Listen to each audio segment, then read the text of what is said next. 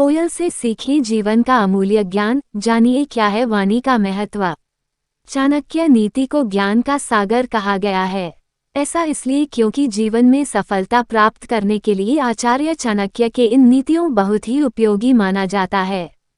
बता दें कि आचार्य चाणक्य की गणना विश्व के श्रेष्ठतम विद्वानों में होती है। उनकी नीतियों का पालन करके ही मगध पर मौर्य वंश की स्थापना हुई थी और महान सम्राट चंद्रगुप्त मौर्य का उदय हुआ था। आचार्य चाणक्य द्वारा रचित चाणक्य नीति का पाठन और श्रवण वर्तमान समय में भी लाखों युवाओं द्वारा किया जाता है।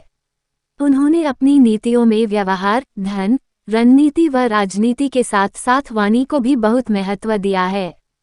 चाणक्य नीति के इस भाग में आइए जानते हैं कि किस तरह कोयल बताती है मधुर वाणी का महत्व।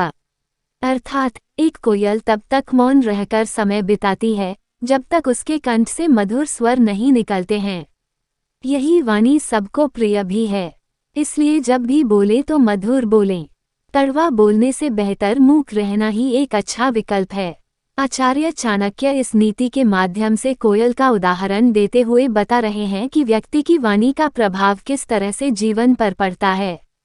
उन्होंने बताया है कि कोयल अपनी मधुरता के लिए पहचानी जाती है और उसकी आवाज़ सुनकर सभी मंत्रमुग्ध हो जाते हैं।